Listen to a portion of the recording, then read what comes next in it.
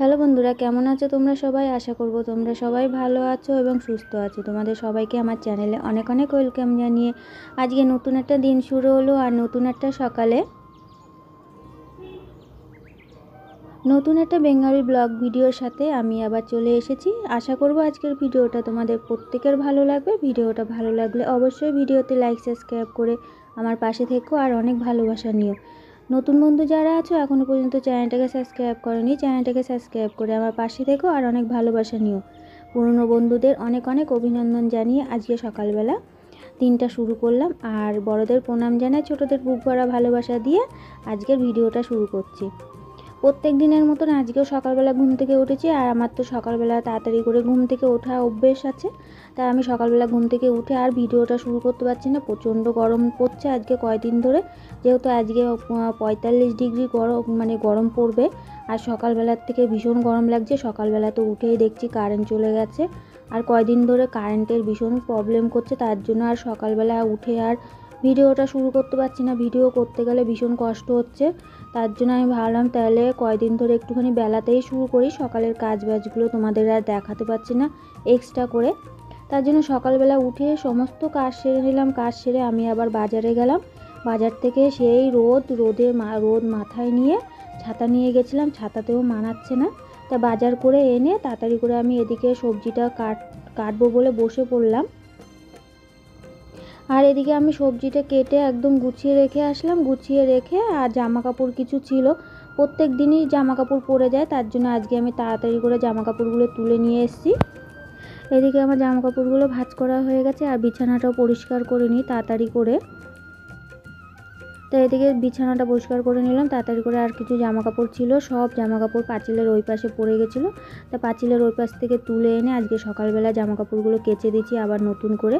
তা ভাবলাম তাহলে আমি জামা কাপড়গুলো ভাঁজ করে নিই। জামা কাপড়গুলো ভাঁজ করে একবারে তারপরে যাব বাপের বাড়িতে। আর মাংসটাও হয়ে গেছে, ভাতটা তো সকালবেলা হয়ে গেছে, তার জন্য ভাবলাম তাড়াতাড়ি করে রান্নাটা কমপ্লিট করি আর গ্যাসটা মুছে ঘরদোর পরিষ্কার করে তারপরে যাব বাপের বাড়ি। এদিকে মাংসটাও রান্না হয়ে গেছে, মাংসটা টেবিলে ঢাকা রেখে যাই। আর এদিকে তো সকালবেলা বাজারে গেছিলাম, তা ছোটো ছেলে আবার বড় বাপের বাড়ি গেল, বাপের বাড়িতেই আছে। আমি গেলে তারপরে ও আমার সঙ্গে আসবে। এদিকে আমার রান্নাটা কমপ্লিট হয়ে গেছে, রান্নাটা কমপ্লিট করে নিলাম। আর এদিকে আমার গ্যাসটা পরিষ্কার করলে তাহলে মোটামুটি হয়ে যায়। তা চলো তারপরে গ্যাসটা পরিষ্কার করে যাব বাপের বাড়িতে। বাপের বাড়ি থেকে বিকেলবেলা আসবো। তো চলো, এদিকে তো বিকেল হয়ে গেছে, তা এখন 4টে বাজে। আমি ভাবলাম তাড়াতাড়ি করে বাড়ি চলে যাই। বাপের বাড়ির থেকে বাড়ি চলে এসেছি আর বাড়িতে এসে দেখি প্রচণ্ড কাজ এলোমেলো হয়ে আছে। এদিকে রান্নাঘরটা পরিষ্কার করে আসলাম, রান্নাঘরটা পরিষ্কার করে এদিকে টেবিলে তোমাদের দাদা ভাই তারপরে আমার বড় ছেলে খাওয়া দাওয়া করেছে, সেই সব এঁঠোগুলো পড়েছিল। তাই ভাবলাম তাহলে এঁঠো জায়গাটা পরিষ্কার করে নিই। আর ঘর দুয়ার তো কাজ বাড়ানো পড়ে আছে, সেগুলো সমস্ত কাজ করতে হবে এখন, তার জন্য আমি তাড়াতাড়ি করে কাজগুলো সেরে নিই। সকালবেলা কাজ সেরে গেছিলাম, তারপরেও আবার সেই বিকেলবেলায় এসে দেখছি সব কাজ আবার নতুন করে করতে হবে। টেবিলগুলো সব এঁঠো পড়ে আছে আর বাসনও আছে কিছু, এখনও পর্যন্ত জলটা যেহেতু আসেনি, তা ভাবলাম তাহলে জলটা আসলে পরে তারপরে বাসনটা মাজবো আর ঘরটা আমি একটু পরিষ্কার করে নিই। তা আমি এখন টেবিলটা পরিষ্কার করব, তারপরে ঘরটা পরিষ্কার করে। আর এদিকে তো বিকেলবেলা আবার বাউল গান আছে, যেখানে শীতলা পুজো হয়েছিল সেখানে বাউল গান হবে। আর এদিকে বাউল গান আর প্রচণ্ড গরম, বাউল গান আর শুনতে যাবো না। আর টেবিলটা তো দেখছি প্রচণ্ড ময়লা হয়ে আছে আর ঘরটাও অগোছানো হয়ে আছে, তাই আমি তাড়াতাড়ি করে এগুলো কাজবাজগুলো শেষ করে নিই। শেষ করে তারপরে আবার বাসন আছে সেগুলো মাজতে যেতে হবে, জল চলে আসবে এর মধ্যে।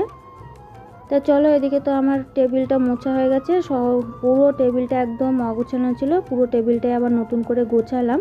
সকালবেলা একবার যাওয়ার সময় গুছিয়ে গেছিলাম। আর সারাটা দিন ভাত খাওয়া হয়নি, সারাটা দিন পুরো একদম না খাওয়া। বৌদির ওখান থেকে অল্প দুটো ভাত খেয়ে এসেছি, তার মধ্যে পেটে ব্যথা করছে। আমি বললাম যে বেশি তরকারি দিও না, অল্প একটু তরকারি দিও, কারণ পেটের মধ্যে ভীষণ ব্যথা করে মশলা টশলা খেলে পরে, তার জন্য আমি আর কিছু খাই না। তা চলো, এদিকে তো আমার ঘরটা পরিষ্কার করা হয়ে গেছে আর বাইরেটাও একটুখানি ঝাড় দেবো।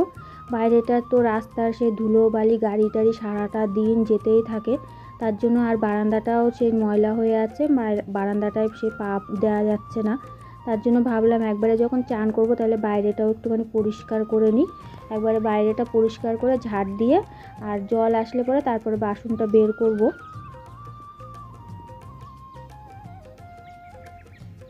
এত বেলা হয়ে গেছে, 4টে বাজে, এখনও পর্যন্ত ভীষণ গরম লাগছে আর রোদও ভালো হয়ে আছে। তাই রোদের ভিতরে তার মধ্যে তো এত কষ্ট হচ্ছে ভিডিও করতে, কি বলবো, প্রচণ্ড কষ্ট হচ্ছে। আমি তো পুরো চান করে যাচ্ছি, তাও ভিডিও করছি, যাতে প্রত্যেক দিন একটা ভিডিও দেবো বলেছি, তার জন্য কষ্ট হলেও একটা করে ভিডিও দিচ্ছি তোমাদের। তাই আমার এদিকে বারান্দাটা ঝাড় দেওয়া গেছে, পরিষ্কার করে নিলাম একদম পরিষ্কার করে। এখন বাসন কটা বের করে নেবো, নিয়ে বাসন কটা মেজে আসবো। তাই এদিকে আমার বাসন কটা বার করা হয়ে গেছিলো, তা বাসন কটা বের করে একবারে জল চলে এসছে। আর জল তো মানে কি বলবো, ভীষণ অল্প পড়ছে, তার জন্য আর গামলাটা পাতিয়ে দিলাম, দিয়ে এখন বাসন কটা মাজবো। বাসন কটা মাজলে পরে তাহলে মোটামুটি বিকেলের কাজ হয়। এদিকে আমার বাসন কটাও মাজা হয়ে যাচ্ছে। বাসন কটা মাজলে মোটামুটি আমার বিকেলে যা কাজ থাকে, প্রত্যেক দিনই তো এই সব কাজই আমার প্রত্যেক দিন আবার ডবল ডবল করে করতে হয়, তার জন্য আর বিকেলবেলা জল আসলে পরে একবার একটুখানি চানও করে নিই।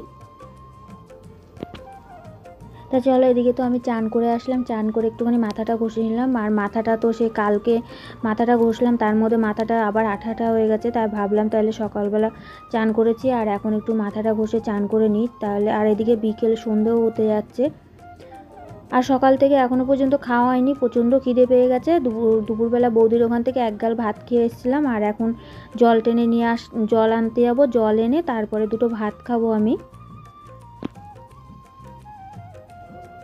তো চলো, এদিকে তো আমার চান করে একবারে মাথাটা একটুখানি ভালো করে আঁচড়ে নিলাম, আর এদিকে সিঁদুরটাও পরে নিই। সিঁদুরটা যেহেতু মাথা ঘষার সময় সিঁদুরটা উঠে গেছে, তা ভাবলাম তাহলে সিঁদুরটা পরে নিই। আর এদিকে সন্ধেও হতে যাচ্ছে, সন্ধ্যের আগে আগে দুটো ভাত খেয়ে নেবো। আর হঠাৎ করে মনে পড়লো যে বাইরে জামা কাপড়গুলো মেলে দেওয়ার থেকে ঘরে এনে জামা কাপড়গুলো মেলে দিই, তাহলে ঘরটা একটু ঠান্ডা হবে, ভেজা জামা কাপড় মেলে দিলে পরে।